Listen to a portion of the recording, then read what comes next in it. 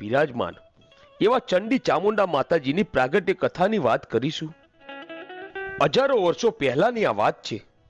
શ્રી ચામુંડા માતાજીનો ડુંગર હજારો વર્ષો જૂનો હોવાનો ઉલ્લેખ થાન પુરાણ નામના પુસ્તકમાં જોવા મળે છે।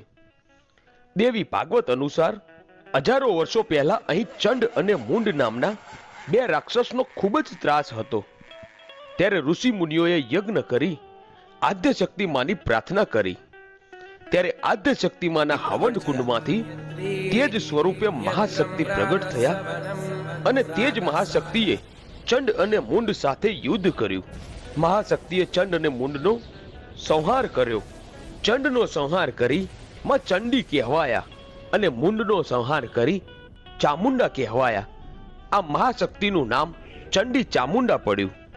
બંને રાક્ષસનો વધ કર્યા પછી ચામુંડા માતા ચોટીલાના ડુંગર ઉપર બિરાજમાન થયા।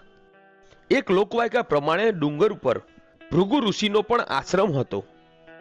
ચોટીલા ચામુંડા માતાજીના સ્થાને વિશેષ પરંપરા છે। અહીં સાંજની આરતી બાદ ડુંગર ઉપરથી ભાવિક ભક્તો પૂજારી સહિત તમામ લોકો નીચે આવી જાય છે। રાત્રિના ઉપર કોઈ રોકાઈ શકતું નથી।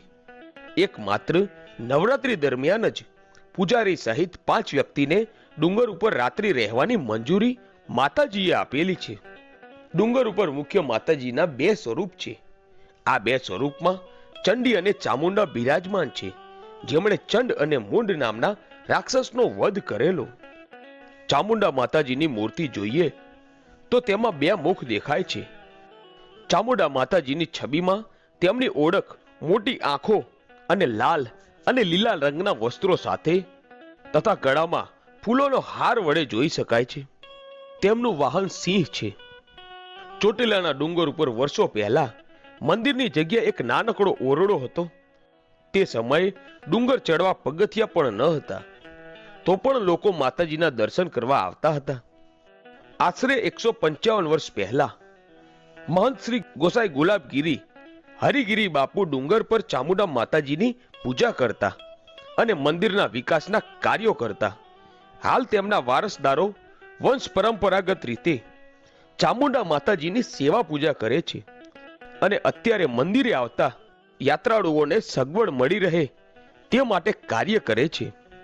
ચામુંડા માતાજી ગોહિલવાડના ગોહિલ દરબાર, જૂનાગઢ તરફના સોલંકી, ડોડિયા, પરમાર, રાજપૂત, ખાચર ખુમાણ, કાઠી દરબારો, સોની, દરજી, પંચાલ, ઉત્તર ગુજરાતના ઠાકોર સમાજ, કચ્છના રબારી તથા આહિર સમાજ, દીવ સોમનાથ વેરાવળ તરફના ખારવા સમાજ, મોરબી તરફના સતવારા સમાજ તથા અન્ય ઘણા બધા સમાજના કુળદેવી તરીકે પૂજાય છે।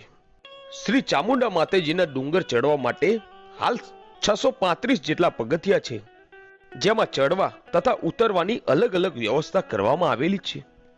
વર્ષની 3 મુખ્ય નવરાત્રી મહા, ચૈત્ર તથા આસો માસમાં માતાજીના ડુંગર પર અને સમગ્ર તળેટી તથા હાઈવે પર જાણે કે ધાર્મિક મિની કુંભ મેળો ભરાયો હોય તેવા રૂડા ધાર્મિક સભર દ્રશ્યો જોવા મળે છે। ખાસ કરીને આસો માસની નવરાત્રીથી છેક દિવાળી સુધી મોટી ઉંમરના વયોવૃદ્ધો પણ હૃદયમાં માતા પ્રત્યેની અપાર શ્રદ્ધા સાથે સડસડાટ ડુંગર ચડી જાય છે। તો મિત્રો, આ હતો ચામુંડા માતાજી ચોટીલાનો ઇતિહાસ।